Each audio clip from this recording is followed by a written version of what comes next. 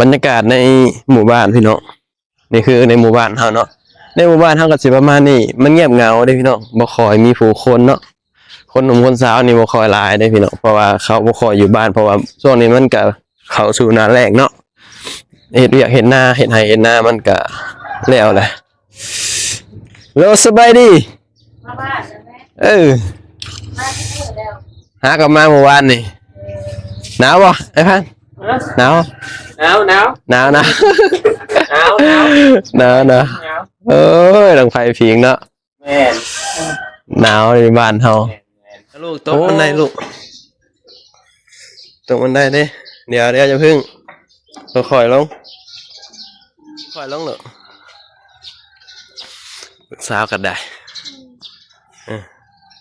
ค่อยลงตึก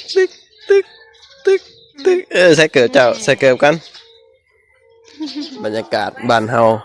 ก็สิประมาณนี้แหละพี่น้องเอ้ยตอนนี้เรากำลังหนึ่งข้าว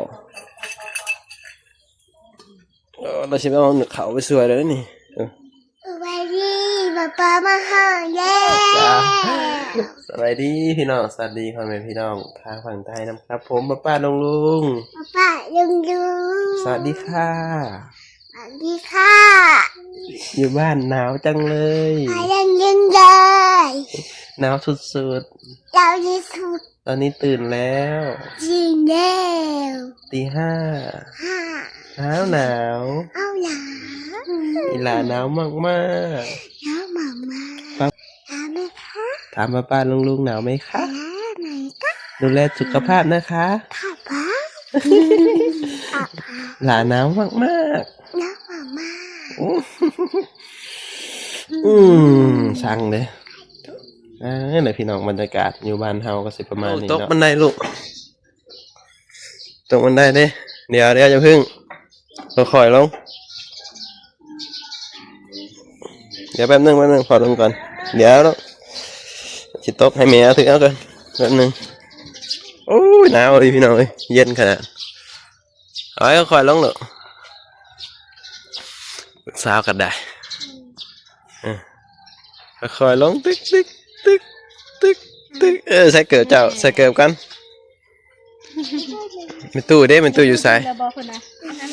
ป่ะวันนี้พี่น้องบรรยากาศโอ้เย็นหนาวไปลูกป้าเข่าเฮือนป่ะโอ้โหเข่าประตูพี่เข่าห้ามในตู้พี่มันหนาวป่ะมันจะหมดสบายเลยไปอยู่บ้านคือหนาวแท้นี่พี่นะลูกพี่ขีตาไพ่พี่เป็นนางดีขีตาไพ่พี่พิงไพ่บ่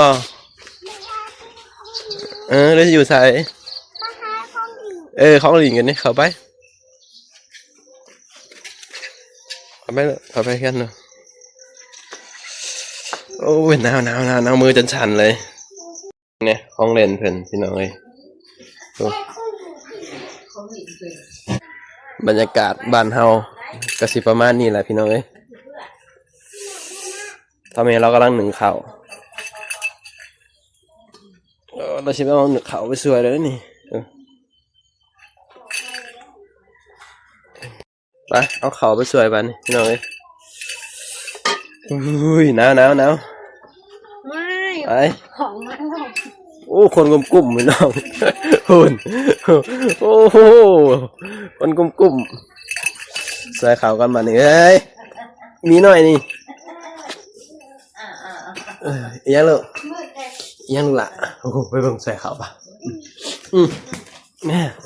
ใส่ข้าวเลยนี่ไก่น้อยมาลูกไหลไหมแม่ลูกไหลไหมแม่โอ้ยกัดนี่แล้วมันสิกัดแตก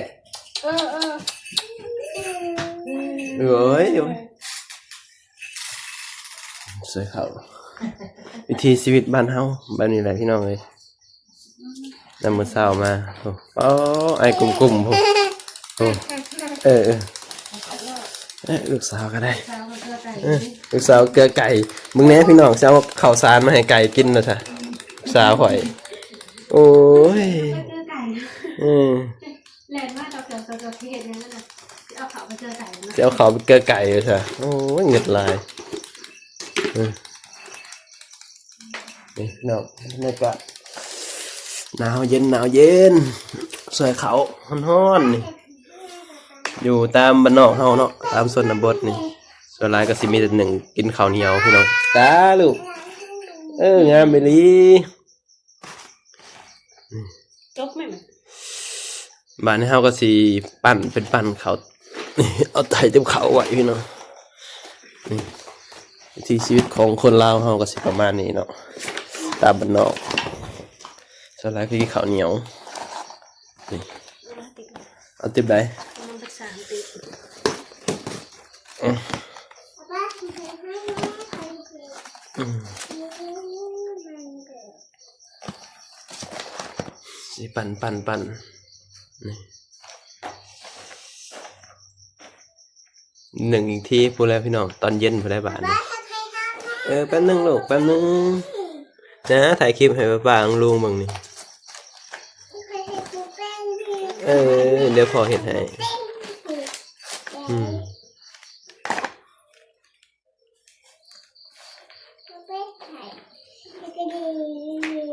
เต็มมือมันไปใช้เต็มมือค่ะ อืม ใส่แตงโม เต็มมือเต็มมือ แล้วบ้านนี้พี่น้องประมาณนี้เขาก็สิเอาไปตุ่มไว้บ้านนี้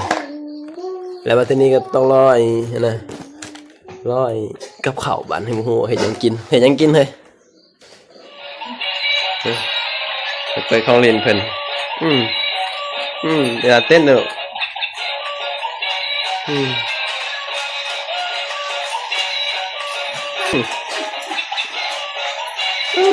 มาขัดเอาลูกเนาะ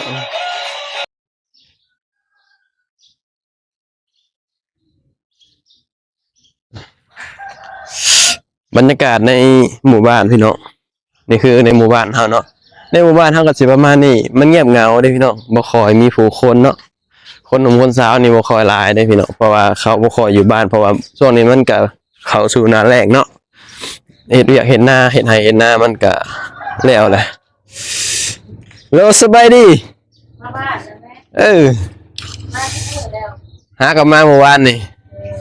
หนาวบ่ไอ้พันหนาว หนาว หนาวหนาว เอ้ยดังไฟผิงเนาะ แม่น หนาวในบ้านเฮาโอ้หากลับมาเมื่อวานนี่มาหาหลินบ้านก่อน แม่น ไปมานานแล้ว เอาแล้ว หนาวบ้านเฮาเสียงชนูว่าวเนาะเขาปล่อยว่าว จังว่าดีกว่า โอ้ว้าวเสียงดังวัดคืนวิถีชีวิตของคนบ้านนอกครับเป็นสิ่งไหนพี่น้องเอ้ยยามนี้มันลมพร้อมเนาะหนาวลมปล่อยว่าวเด็กน้อยกันนะเท่าเมย์ทำให้ตื่นแล้วว่าเท่าเมย์ตื่นแล้วบ่ยายลูกสาวมาตามเลยพี่น้องมาเพื่อนเท่าเมย์แป๊บเดียวเนาะอันนั้นคือเพื่อนพ่อเฒ่าหรือว่าเพื่อนพ่อตาแหละป้าลูกป้าใส่เบิดได้ดีลูกมาเลยเบาๆฮะให้ลูกข่าวน้ำติ้นเลยลูกให้ลูกข่าวน้ำเอาให้ลูกข่าวน้ำไปไหมให้ลูกข่าวน้ำลูกยังต้องไหวลูกไปนำบ่ ให้ลูกข่าวน้ำเนาะให้ลูกมานำมาไว้ลูกไว้ให้ลูกมานำลูกแล้วสบาย น้ำหวานนี่ ลูกชิมาหลินน้ำได้ลูกไปไหว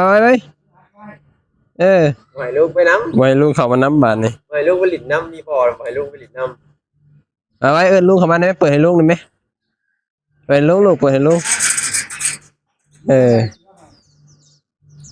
ยอันนี้ ำลูกนอนนี่ ไอ้บ้านี่หากินข้าวกินน้ำไป ไม่ทำใช่มากสีขาวฟ้าคุณไปเลยไปร่างกายไอ้บ้านโพนหัว คลิปนี้เฮาก็สิได้ปิดคลิปแล้วเนาะสิเดินทางไปพระธาตุโพนพี่น้องเอาไว้พอกันคลิปหน้าเด้อสบายดีสวัสดีครับผม